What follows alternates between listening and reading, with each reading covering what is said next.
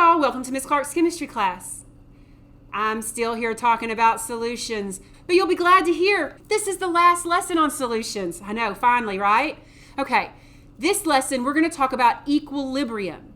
The equilibrium between solute and solvent, reactants, products. If you don't know what I'm talking about, go get your notes, grab something to write with. You are still going to need that calculator, and let's get started. Okay, so equilibrium comes up when we're talking about the concentrations of different reactants and products. That's how this ties into this lesson, because it's going to deal with concentration, and we talk about concentration when we talk about solutions. Now, you may or may not know this, but most chemical reactions are reversible.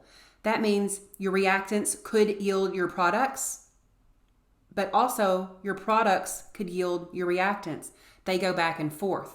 So whenever this reactant and this reactant react, and then they create this product and this product, the reaction is going to proceed forward, meaning going from reactants to the products. But then when you get a lot of your products made and you kind of let it sit around a little bit, some of those products are going to revert back into the reactants.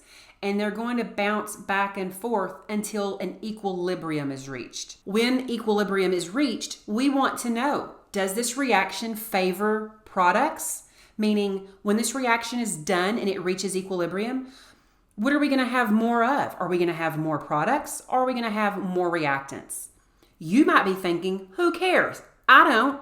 But in chemistry, those are the types of things that chemists need to know.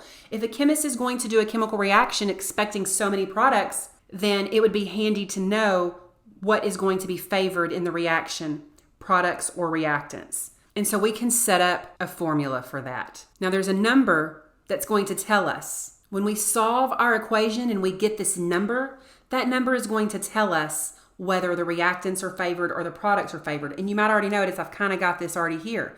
If K is greater than 1, then the products are favored, and you'll get more products than you do reactants. But if K is less than 1, the reactants are favored, and we would get more reactants than products. What's this K? Well, K is called the equilibrium constant. So we set this up, K, and we put the little EQ for equilibrium constant. And the formula for figuring that out is a ratio of products over reactants. So we're going to use this generic formula.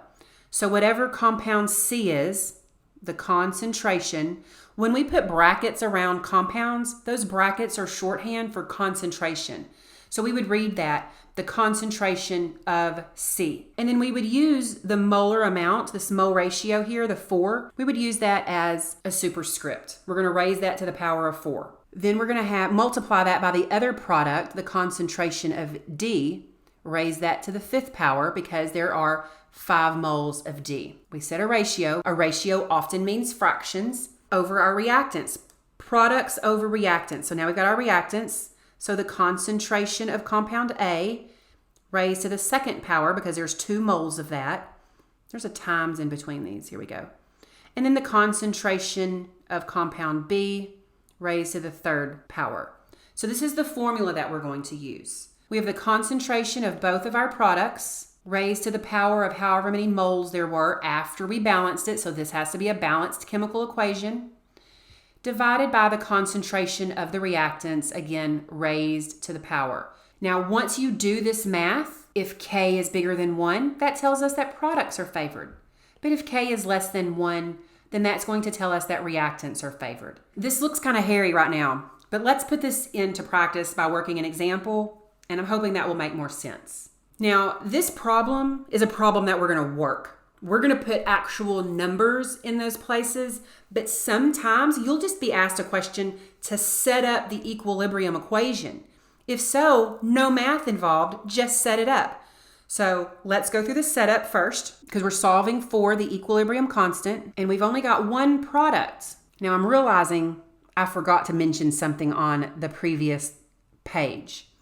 When we are setting up our reactants and products, or should I say products over reactants, we never use the solids and liquids. If you have a liquid water, omit it. If you have a solid, omit it. But we don't have solids or liquid water here, so we're going to use all of these. All of these are gases. That's why we've got this G here, G here, G here. So we're going to use all of these. Okay, so we've got to first set up products. Our product is NH3, the concentration of NH3, raised to the second power because we've got this molar quantity here. We're going to divide that by the concentration of the reactants. So we've got nitrogen gas, concentration. There is no molar quantity in front of that, so we don't raise that to the power. I mean, you could raise it to the power of 1, but that's not going to do anything to our math. Then we're going to multiply that by the concentration of hydrogen gas, and that is going to be raised to the third power. Now, if this question asked us to set up the equilibrium constant equation and that's it, we would be done. It's just that simple. But this problem wants us to actually calculate. Now, concentration, remember, concentration, that is molarity. So sometimes you might have to solve for the molarity in the middle of this problem, but this problem gives us the molarity. Here it says the concentration of ammonia is 0.01 molar. Concentration of hydrogen gas, 2 molar. The concentration of nitrogen gas, 1.5 molar. So we're just going to put those numbers right into the equation. The concentration of ammonia, 0.01. We don't have to use brackets anymore because the concentration is 0.01. But we do need to include that square divided by the concentration of nitrogen. That's 1.50, but I'm going to leave the 0 off just to not clutter up my problem. It was just raised to the first power. I'm going to ignore that because it's going to do nothing to our math. We need to multiply by the concentration of hydrogen. That was 2.0. I'm just going to write 2. And that was raised to the third power. Okay, let's put this in the calculator. Let me walk you through this. So I'm going to start at the top because that's how you start all division problems. 0.01, and I'm going to square that. And then we got to divide. Anytime you've got two things underneath the divide line, we got to put that in parentheses. So I'm going to open parentheses, 1.5 times, and then we've got 2 cubed. Now 2 cubed, 2 times 2 is 4, times 2 is 8. There's really no need to put that in the calculator. It is just going to be 8. You could put that in the calculator though. And the equilibrium constant, I'm getting 8.3 times 10 to the negative 6. That is way less than 1. So in this problem, the reactants are favored. To be able to calculate the equilibrium constant, that means this reaction has taken place and we've let it go until it's reached equilibrium. Once it reaches equilibrium, all of these numbers are true. But sometimes we want to add our reactants, and then bam, where are we at right now? If we stop this reaction right now, are the reactants favored or are the products favored? So if we jump in and try to figure things out before the reaction reaches equilibrium, we call that Q, the reaction quotient. Okay, let me say that again. K is when the reaction reaches equilibrium. But if we want to know information about the reaction before it reaches equilibrium, and we want to work this problem to figure that out, that's called Q. The reaction quotient is what's happening right now.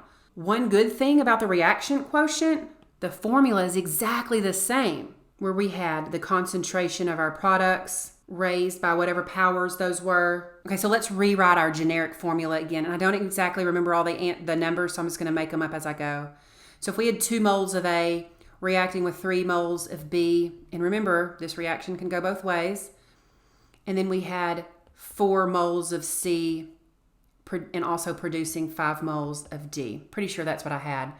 And so if we were going to set up this reaction quotient formula, it's going to be the exact same as K, where we're going to have the products, raise it to that power, the concentration of the other product raised to however many moles produced there, over the reactants. So I've got the concentration of A raised to the second power because of the 2 in front of the A, and then our other reactant raised to that power. The formula stays exactly the same. The thing to remember though, these letters. So remember, Q, we would set that equation up when we want to know what's happening at this particular time. K, that's what's happening when the reaction reaches equilibrium.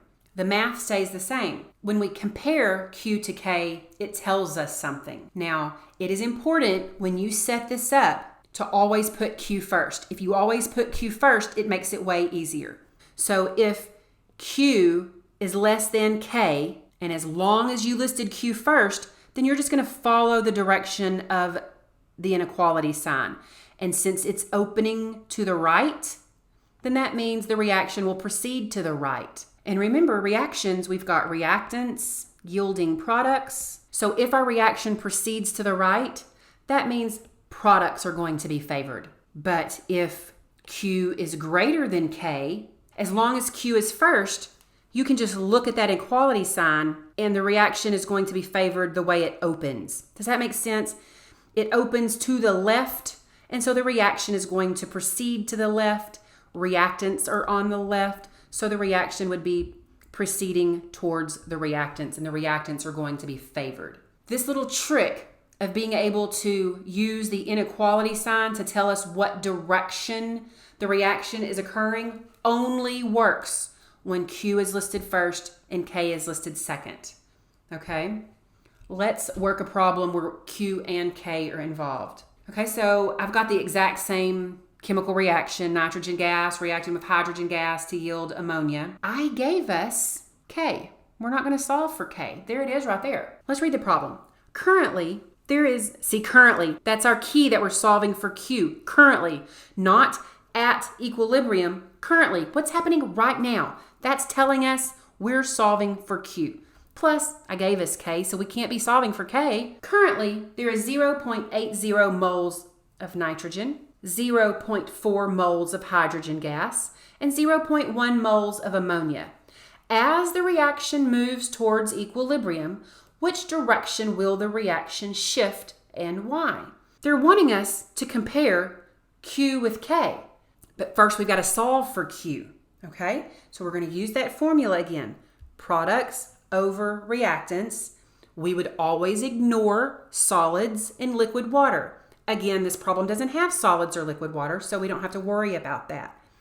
So we would have the concentration of ammonia, NH3 is ammonia. There's a 2, so we would square that, over the reactants. So we have the concentration of nitrogen gas. There was no molar quantity there, so it's just a 1 or just nothing.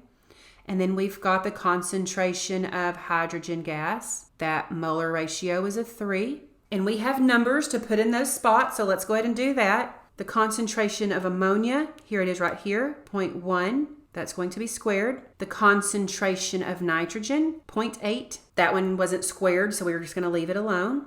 And then we've got the concentration of hydrogen, which is 0.4, and that was cubed. Or let's put this in the calculator. 0.1 squared divided by, again, I've got two things on bottom, so I've got to open up those parentheses. 0.8 times 0.8 times to the third. I just used the little up caret. I did 4 little up caret thing. 3, close parentheses, equals.